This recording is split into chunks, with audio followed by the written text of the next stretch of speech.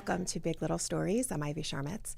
My guest today is a book author, children's book author, storyteller, playwright who has spent years creating stories that help kids feel seen, understood, and a little more confident in who they are.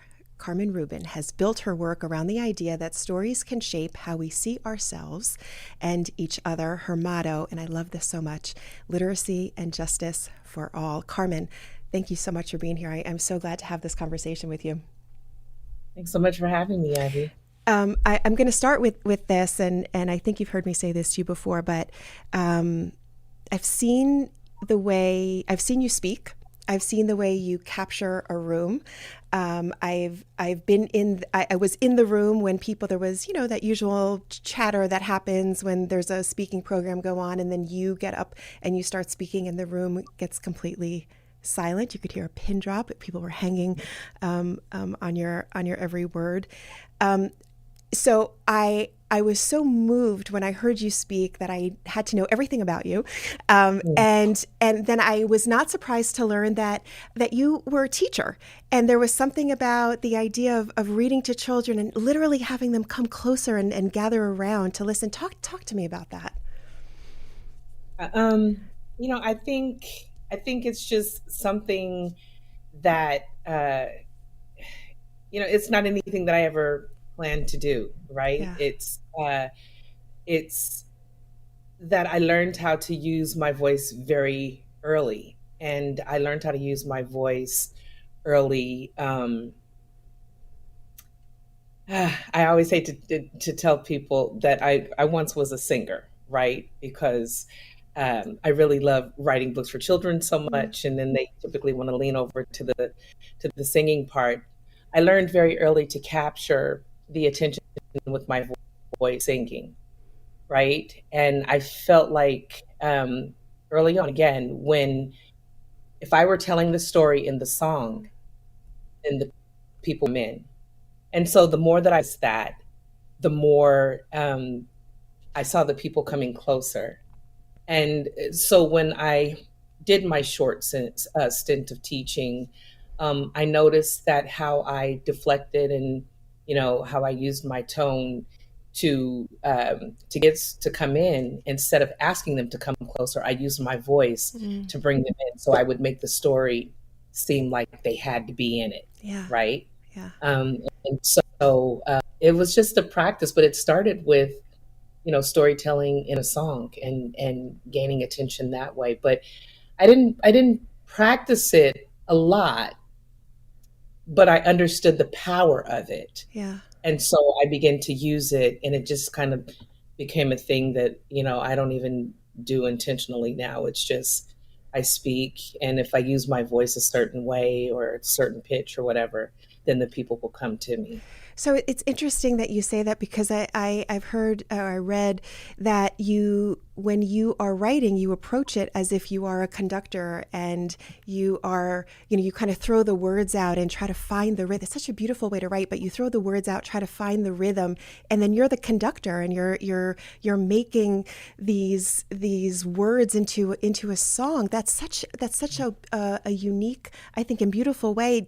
When you started writing, was it always was it always kind of tied to that idea of rhythm and song? Yes. I mean, I hear this, when I'm writing stories, I hear the song and the story first before I even get the words. So I know that when I'm writing a story, that it has to approach the sound that I hear. And Yeah. so when I write it in that way, then I also speak it in that way. And Mm. so I don't know if it's just the way that my brain is wired, but even as a child, like I didn't grow up saying that I was going to be a children's book author, Yeah. right? I thought that I might be a songwriter. There were little things that I dabbled in. Oh, I'll be a teacher, or I'll be a lawyer. Sure. But I would be in my room, probably 8 or 9 years old, and I'd be writing the blues and had no idea. Right? Wow. I would hear it, and then I would put the words to it. So it's kind of a little bit backwards for some people, but I always hear the song of the story first, and then I approach it in that way. So I think that because music is just so universal, Sure. when people they hear it and they know it, and then they just want more of it. And Yeah. so, um, like I said, when I start reading it, then it's almost like you're hearing a song. You Yeah. know, So makes sense. well, so you talk about being a little girl in your room. I think you were 9 years old. One of the first things you wrote was called a letter to God. Yeah. What was that? Oh, you did your homework, girl. Yeah, so I was my parents were divorced very early, and so we had, I had a little situation at home where I lived with one parent, sometimes I lived with another parent, sometimes grandparents, sometimes, we all have that story, but I spent a lot of time because I did feel like I was a little um unique, or maybe even a little weird, Yeah. right? Because I was just a daydreamer, and I would turn my bedroom into this wonderland of a place that I really loved to be in, right? And so everything was done there. I would pretend to be a teacher in my room. I would imagine Mm, myself being a princess, sometimes a queen, sometimes um, uh, a songwriter, But mm, I would put that pen to the paper, and I would tell God my dreams. I would just mm. write letters as though I was speaking to God. And I knew that somehow those words would come alive, and that if I just kept putting to the paper, then everything would come true. The Yeah. goals, the dream. I don't know where that came from, but I just knew that I had the ability to write my way out of that situation and into wherever else I wanted to go. It Yeah. was, yeah, it's strange now that I say it out loud, but yeah, I just kind of wrote my way to where I wanted my life to be. Do you still have those letters? I do. I do. They're in a trunk. I do. Have you gone back to reread them and see? So it's interesting because I haven't gone back to them probably since my children were little. I keep them in a trunk, and that trunk is kind of stashed away. But I have gone back to them, and I the last time I looked at them, I was like, okay, God, you literally did everything that I asked you, Wow. plus, So I kind of see writing as a prayer, if that makes Mm, sense, right? So they're in. And sometimes that prayer is to God, and sometimes that prayer is to my higher self, mm. right? Where I dig deep in the depths of whatever I'm feeling to bring it out, to either inspire myself. Sometimes it's just to get through the day for Yeah. myself, but it typically turns out to be something that reaches somebody else. And again, you kind of find out that that's what it's all about anyway. It has Yeah. really nothing to do with me. So you have this gift, but you are not thinking that you're going to be a writer. You became a teacher. I think there was a little while where you thought maybe you might be a lawyer. Um, Yeah. and then, so then you're teaching, and then at what point do you decide, you know what, I am gonna sit down and write a book? Did it just happen Yeah. like that? So kind of, because I've always been writing. Writing has always been very therapeutic for me. Mm, So I would write, and I just loved how children's books made me feel when I was reading to my children, and I loved their response to how I read the books to mm, them. And then when I took that to the classroom, it was the same response. It was just always just so fun. So I kind of had these ideas, story ideas, kind of tucked away at home. And when you know, I don't know. I don't like to use the word greedy because I'm not greedy. But what I said was, I have 30 kids in this classroom, right? Well, 25, 30 kids in the classroom. I think 30 was coming the year that I decided to pull out. Um, but I said, what if I did this to kids all over the world? mm, I just had this strange thought, like, and what if I didn't have to deal with the politics of school and education, right? And so I came home one day and I told my husband, I said, I want to reach more kids. Like, if I only stay here in the space where I just love the children, and I absolutely love the children. Um, but if I stay here, I'll only have once a year to do it for this small group of people. yeah. But if I step out, then I have the power to reach far greater Sure. audiences. And so he said, "Well, pull out your stories." And it was just as simple as that. And I was like, "Oh yeah," And it was, yeah, I was just like, oh, yeah, I can do that. And so what I ended up doing is I went and got a temp job after the teaching. I went and got a temp job, and I paid for my first book to be done, and published it myself. I sent it out to a couple of publishers, and with the response, I said, I will be waiting for the rest of my life if I do this, do it this way. And so I'm just going to do it myself. And it turns out that the first book was inspired by a school losing its music program, Mm, and the lawyer in me,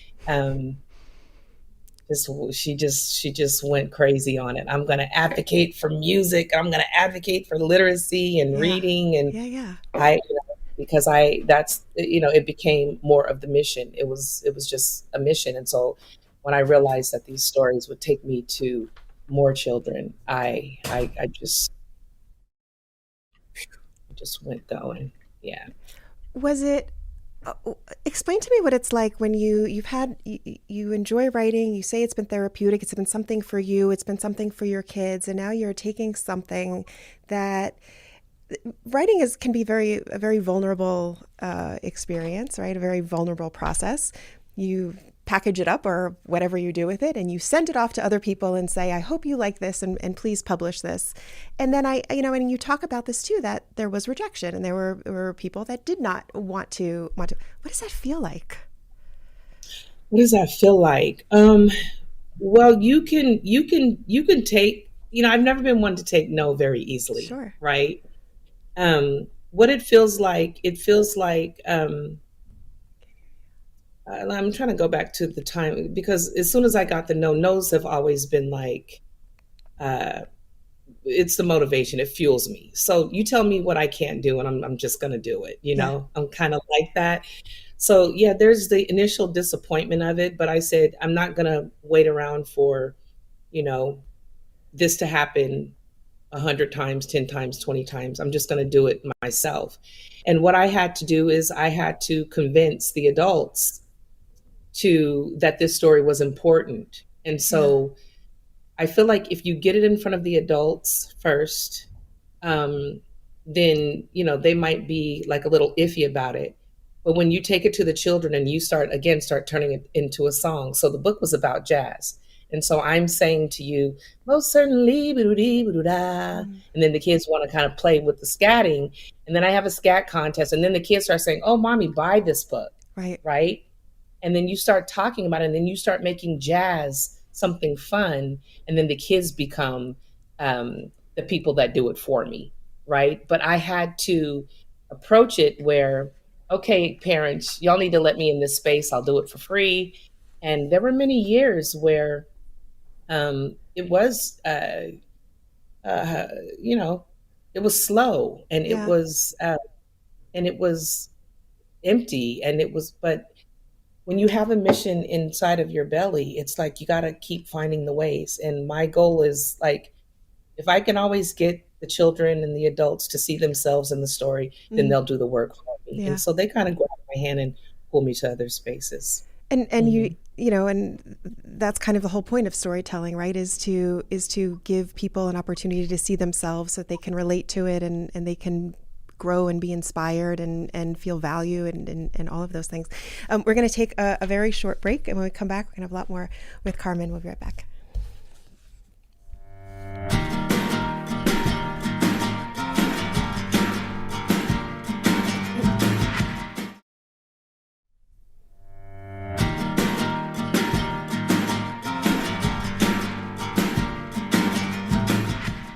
So, Carmen, you've written many books at this point, but you have more coming out. And I think the next one to come out is called A Night for the Rice Carriers. What is that book about? Oh, that one is okay. So that story is about a young girl and her grandmother celebrating their ancestors. And these ancestors are the West African women who carried rice up Mm, underneath their braids when they were um, escaping their enslavement. And so this girl and her grandmother, they meet in the center of the garden. and they bring their community in, this young girl, May, has to tell the story of her ancestors. And so she's feeling a little shaky and nervous about doing that. But she uses the power of her ancestors, the power of her grandmother, the spirit of her grandmother, to be brave Mm. and to tell this story. But in this, I wanted to let people know that these are real life women, in Mm. the 16th, 17th centuries who were rice farmers in Africa. And, Mm. when they were taken to other countries, they were rice farmers there, but they were clever. Mm. And when they decided to escape, like I said, they put the rice grains up underneath their braids Wow. and escaped. And as they ran, they would plant seeds along the way so that the people Wow. who were escaping after them would have food along the way. And so sometimes these crops were so great by the time, their masters got to the spot, um, the crops were just so vast, but they Mm. were just clever women who knew how to plant gardens. And it was just another way that they carried rice from one place to the next. And so we associate rice typically to the Asian culture, but this is also how these women, were able to spread rice grains across the world and in several of the Americas and South America, North America, Central America, and Africa. Yeah. I love that story because it kind of leads me to something else that I wanted to talk to you about, which is in all of your books, there are these themes. And the themes are, and I made notes, but the themes are, bridging the gap in generations, right? How do we learn from our elders and learn from those who are younger? Perseverance, compassion, respect, responsibility. Even in just the way you talked about a night for the rice carriers, it's your storytelling is not done in a preachy way, like you should be responsible and it's Yeah. this real human. It's about connection. It's just really about the human experience, and I think that's what makes it so easy to take the lessons in, if that makes sense, because it's a real story that you feel that you want to be inspired by. Yeah. And I was very intentional about, because I'm a history major, Mm. right?